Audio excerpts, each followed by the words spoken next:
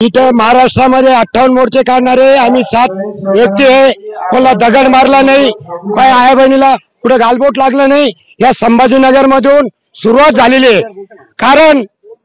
कारण जालन्यामध्ये अंतर सरवटीमध्ये लहान लहान लेकरांना गोळ्या मारल्या, घटनेचा अपमान केला।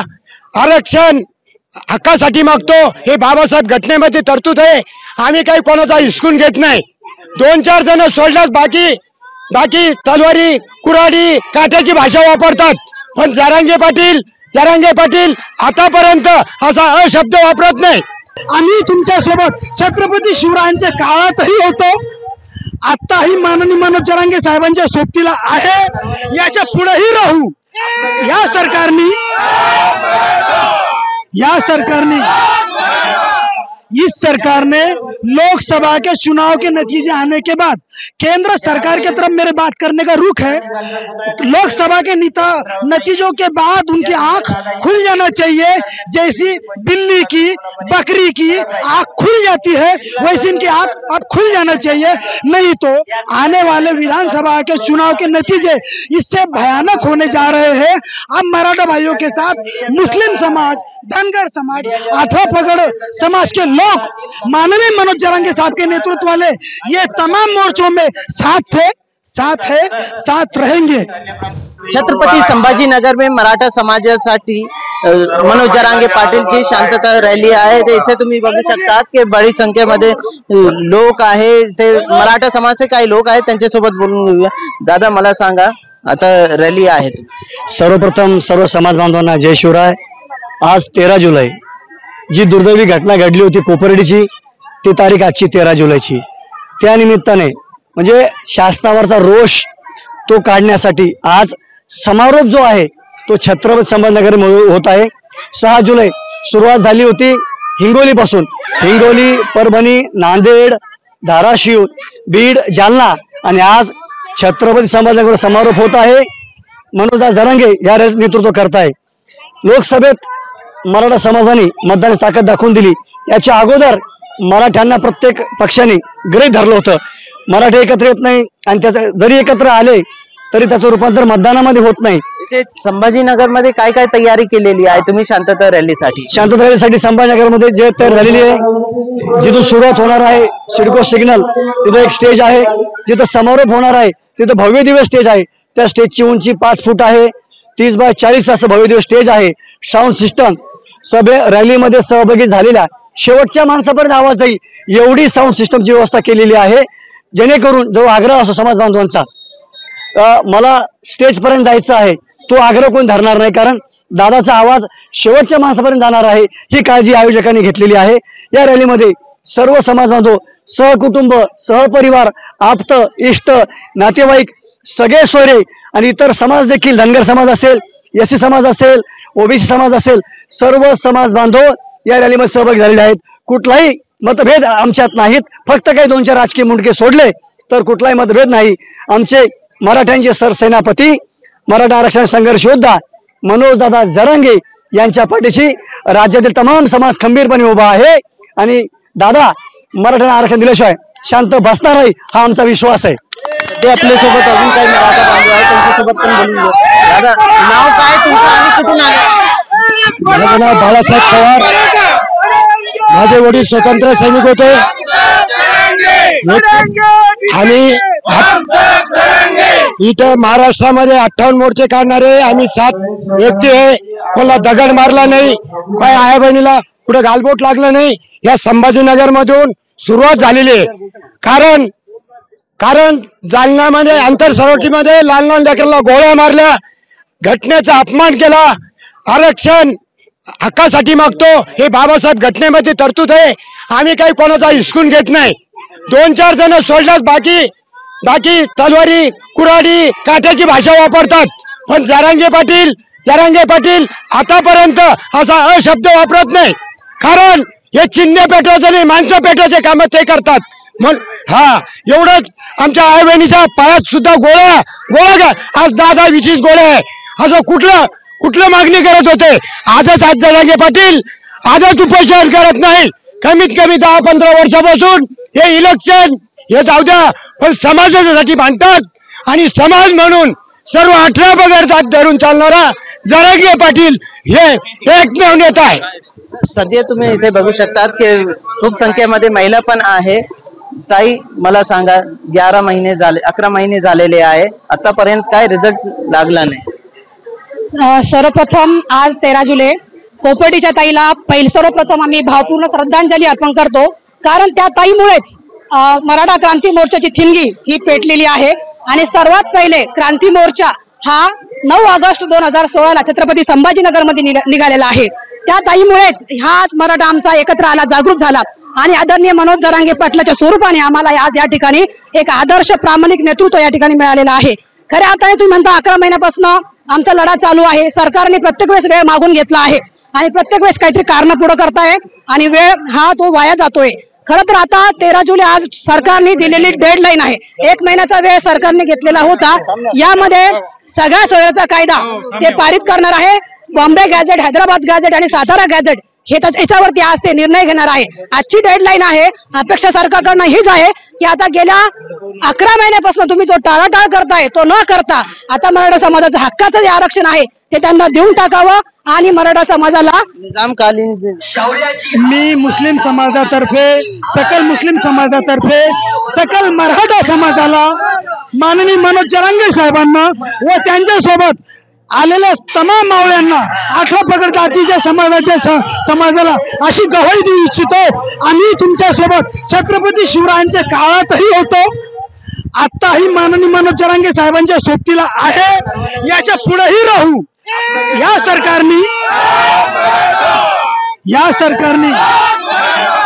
इस सरकार ने लोकसभा के चुनाव के नतीजे आने के बाद केंद्र सरकार की तरफ मेरे बात करने का रुख है. लोकसभा के नतीजों के बाद उनकी आंख खुल जाना चाहिए. जैसी बिल्ली की, बकरी की आंख खुल जाती है वैसे इनकी आंख अब खुल जाना चाहिए. नहीं तो आने वाले विधानसभा के चुनाव के नतीजे इससे भयानक होने जा रहे हैं. अब मराठा भाइयों के साथ मुस्लिम समाज, धनगर समाज, 18 पगड़ समाज के लोग माननीय मनोज जरांगे साहब के नेतृत्व वाले ये तमाम मोर्चों में साथ रहेंगे. आपल्या सोबत अजून काही लोक आहेत, त्यांच्यासोबत बोलून घ्या. मला सांगा, नाव काय तुमचं, कुठून आले तुम्ही? माझं नाव रामनाथ तौर पाटील आहे. मी बीडवरून आलेलो आहे आणि आम्ही सगळ्या सभेमध्ये जवळपास 3 ते 4 सभेमध्ये आम्ही सामील झालेलो होतो आणि जालन्याच्या सभेला पण होतो. आमचं एकच मागणं आहे की मराठा समाजाला आरक्षण मिळालं पाहिजे. मराठा समाज मागासलेला सिद्ध झालेला आहे. हे सगळं असताना सुद्धा हे सरकार मान्य करत नाहीये आणि आमच्या पाटलांनी आणि आमच्या समाजांनी आणि हे असे बहुजन समाज, मुस्लिम समाज यांना पण आता कळायला लागले, सगळ्यांना कळायला लागले की हा समाज काय वेदना आहे त्या समाजाच्या आणि या समाजाच्या वेदना सर्वांपर्यंत पोहोचल्या पाहिजे. त्यामुळे या सर्व रॅल्या जशा भव्य दिव्य होत्यात आणि आज पण तशीच रॅली होणार आहे. भूत होणं भविष्य. सध्या छत्रपती संभाजीनगर मध्ये सिडको बस स्टँडतून शिवाजी महाराजचे जे पुतळा आहे क्रांती चौक तिथे जाणार आहे. तुम्ही इथे बघू शकतात की लोकांनी ट्रॅक्टर पण घेऊन आणले आहे. सध्या आपल्यासोबत काही ट्रॅक्टर आहे. मला सांगा, कुठून आले तुम्ही, कुठून आले आणि कशासाठी? आम्ही रत्नापूर तालुका खुलताबाद इडून गजाना येथून आलेलो आहे आणि मराठा आरक्षण आतापर्यंत सरकारला फुल ताप देत आलेले आहे. या उद्देशाने आम्ही एक सरकारला कुठेतरी जाग घ्यायला पाहिजे. आंतरवालीला जी मोठी सभा झाली होती पहिली, त्यावेळेस बी आशेरोड पुतळा आम्ही संभाजीनगर येथे घेऊन गेलो होतो आणि आंतरवाली ते मुंबई पण आशेरोड पुतळा 8 दिवस आम्ही ट्रॅक्टर मुंबईला गेलो होतो आणि आज पण आम्ही या उद्देशाने आलेलो आहे. आज जर आरक्षण नाही भेटलं, सरकारला जर आज आश्वासन नाही दिलं तर आम्ही मुंबईच्या दिशेनं मुंबईला जायच्या तयारीने येईल. अजून काही मराठा बांधव आहेत, त्यांच्यासोबत बोलूया. नाव काय, कुठून आले तुम्ही? तालुका सिल्लोड तालुक्यातून आलेलो आहे. पश्चिम पांडुरंग बडक नावाचं आम्ही सिल्लोडवरून आलेलो आहे आणि जरांगे पाटील साहेब यांना सपोर्ट करण्यासाठी आम्ही. आपल्या सोबत लहान मुले पण आहे, काय सांगाल, कशासाठी आलो? हॅलो, इथे संभाजीनगरला कशासाठी आले? आरक्षणासाठी. सर्व पब्लिक जमलेली आहे, तरी आरक्षण ओबीसीतून भेटायला पाहिजे। मराठी समाज हा मागासला सिद्ध झालेला आहे, तरी सरकारने याची दखल घ्यावी, नाहीतर मोरी। खूप वर्षापासून मराठा समाज डिमांड करत आहे रिझर्वेशनसाठी। हा ना, खूप दिवसापासून चालू आहे ही आरक्षणाची चळवळ, पण तरी बी सरकार हा याची काळजी घेत नाही, काही नाही। जरांगे पाटीलचे जे आंदोलन आहे 1 वर्ष होणार आहे याला, परंतु आतापर्यंत आरक्षण मिळणार नाही तुम्हाला सगळे। आमचं हक्काचं आरक्षण असून सुद्धा ही सरकार आमच्याकडे बघायला तयार नाही। या महाराष्ट्रामध्ये 150 मराठ्यांनी आता लोक आत्महत्या केलेल्या आहे। सरकार म्हणजे आमचं शांतताने आणि संयमाने हे आरक्षण चाललेलं आहे। सरकारला एक दंगल घडवायची आहे, या सरकारला आरक्षण द्यायचं आहे, पण दंगल घडवून द्यायचं आहे स्वतःच्या मतासाठी। हे सरकार दंगली कुठेतरी घडवण्याचं काम करत आहे। या सरकारला मराठ्याची ताकद म्हणजे एक दंगलीच्या स्वरूपामध्ये पाहायची आम्ही, आणि शांतताने आणि संयमाने आम्ही आरक्षण मागतोय। आमचं 83 नंबरवर हक्काचं आरक्षण असून सुद्धा ही सरकार आम्हाला एक दंगलीच्या स्वरूपामध्ये बघायचं काम करत आहे। आम्ही एक शांततावादी लोक असून आम्ही सगळ्या समाजाला घेऊन चालणारे लोक आहे। मराठी लोकांनी आता लोक या महाराष्ट्रामध्ये सगळ्या समाजाला घेऊन चाललेला आहे। या मराठ्यावरच अन्याय होतोय, कोणताही काम या मराठी समाजावर सगळ्यात पुढे येणारा मराठा समाज, या मराठी समाजाला कुठेतरी न्याय द्यायचं काम जरांगे पाटलांनी केलेलं आहे। या मराठ्याच्या मांग कोणीतरी सक्षम नेता। या रॅलीमध्ये लहान मुले पण आहे, काय सांगाल कशासाठी आला तू? आम्ही का कशासाठी आलो? आरक्षणासाठी। काय बरं? आरक्षणासाठी।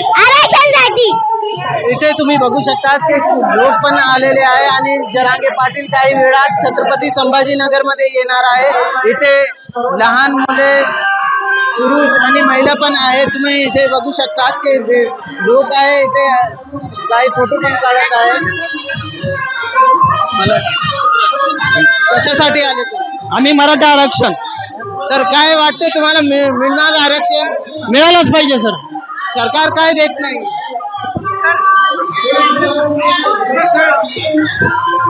मला सांगा, फोटो काढताय, कुठून आला तुम्ही? औरंगाबाद मधून, छत्रपती संभाजीनगर। भव्य रॅली दिसत आहे। हा, भव्यच रॅली राहणार आहे आज। आजचा जो मराठ्यांनी घेतलेला विचार आहे तो आज सगळ्या याच्यात राहणार आहे। खूप वर्षापासून मराठा समाज संघर्ष करत आहे आरक्षणासाठी। आता संघर्ष हा मराठ्यांच्या पिढीजात आलेला संघर्ष आहे। आता मराठा आता पेटून उठलेला आहे। मराठा जास्त दिवस कधीपर्यंत सहन करणार आहे मराठा? आता राज्य सरकारचं म्हणणं आहे की 10% आरक्षण दिलेलं आहे, ते आमच्या काहीच उपयोगाचं नाही आहे। 10% ते टिकणार नाही, कोर्टात ते कॅन्सल होणार आहे। आणि जे काही लोक आहेत त्यांचं हे पण म्हणणं आहे की आरक्षण देऊ शकत नाही आता नाही। आता आम्हाला ओबीसीच्या 27%तच समावेश करून घेण्यात यावा। आमची मागणीच ओबीसी, आम्ही ऑलरेडी मागासवर्गीय सिद्ध झालेलो आहेत, त्याच्यामुळे आम्हाला त्यांनी ओबीसी मधूनच आरक्षण हवं आहे। मला सांगा, विधानसभाचे जे निवडणूक येणार आहे त्याच्यावर परिणाम होणार का मराठा आरक्षण? हो, सरकारने जर आरक्षण दिलं त्याच्यावर परिणाम होऊ शकतो, कारण की आता मागच्या निवडणुकीमध्ये आपण बघितलं काय परिणाम झाला तो। भविष्यात आता जी आमदारकीची निवडणूक आहे त्याच्यामध्ये सुद्धा मराठा आरक्षणाचा परिणाम होणार, आणि सरकारने लवकरात लवकर आरक्षण देऊन टाकावे अशी माझी सरकारला विनंती आहे। इथे तुम्ही बघू शकतात की मनोज जरांगे पाटीलची जे शांतता रॅली आहे त्यामध्ये सहभाग होण्यासाठी खूप संख्येमध्ये महिला पण आलेले आहेत। त्यांचं काय मत आहे ते जाणून घेऊया। ताई, मला सांगा, आज इथे बसलेले आहे तुम्ही, रॅलीमध्ये सहभाग होणार आहे, काय सांग? रॅलीमध्ये सहभागी होण्यासाठी आम्ही पूर्ण ताकदीने महिला आज रस्त्यावर उतरलेल्या आहोत। जसं ज्या क्षेत्रामध्ये महिला पुरुषांच्या खांद्याला खांदा लावून काम करते, तसं आज पण स्वतःच्या मुलांच्या भविष्यासाठी त्यामुळे महिला आज तेवढ्या ताकदीने रस्त्यावर उतरलेली आहे। ताई, मला सांगा, जे निवडणूक येणार आहे विधानसभाचे त्याच्यावर काही परिणाम पडणार का मराठा आरक्षणचा? नक्कीच परिणाम पडणार आहे। आज सर्व महिला रस्त्यावर आलेल्या आहे, कारण महाभारत रामायणापासून महिला ही मागे राहिलेली नाहीये। आरक्षणासाठी महिला रस्त्यावर उतरलेली आहे, आणि जो आहे नेता आहे तो नेता एक मायबाप असतो, त्यांनी लेकरांची काय म्हणणं आहे ते त्यांनी नक्कीच लक्षात घेतलं पाहिजे। आणि त्याला एक मायबापाप्रमाणे बघितलं पाहिजे. आज लेकरं मराठा समाजाचे रस्त्यावर उतरले, माय बहिणी रस्त्यावर उतरल्या तरी त्यांना जाग येत नाही, ही केविलवाणी गोष्ट आहे. नक्कीच माझ्या मराठा समाजाकडनं, माझ्या महिलांकडनं विनंती आहे, आता तरी जागा व्हा आणि माझ्या गोरगरीब शेतकऱ्यांना न्याय द्यावा ही मी विनंती करते. नाहीतर आमचा आक्रोश हा कायम राहणार आहे. काही वर्षापासून मराठा बांधव काही वर्षापासून मराठा बांधव जे आहे ते संघर्ष करत आहे आरक्षणासाठी. हो, नक्कीच खरंच संघर्ष करत आहे. निजाम कालावधीमध्ये काही पुरावे आपल्याला मिळाले होते ओबीसीचे, पण त्यानुसार सुद्धा आरक्षण देण्यास शासन अद्याप देखील तयार नाही आहे.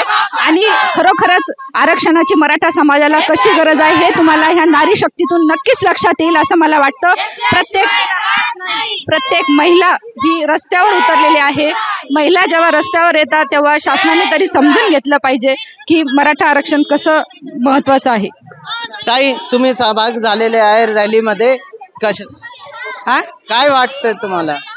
आमच्या मराठा समाजाला आरक्षण भेटावं याच्यासाठी आम्ही सर्व मराठा रणरागिणी इथं लाखोच्या संख्येने इथं जमा झालेलो आहेत. आमची सरकारला एकच मागणी आहे की मराठा समाजाला तुम्ही टांगणीला न ठेवता आमच्या मराठा समाजाला तुम्ही न्याय द्यावा आणि मराठा समाजाला सख्खे सोयरेचा कायदा हा लवकरात लवकर पारित करावा, एवढंच आम्हाला सरकारला सांगणं आहे सर्व मराठा समाजाच्या रणरागिणीतर्फे.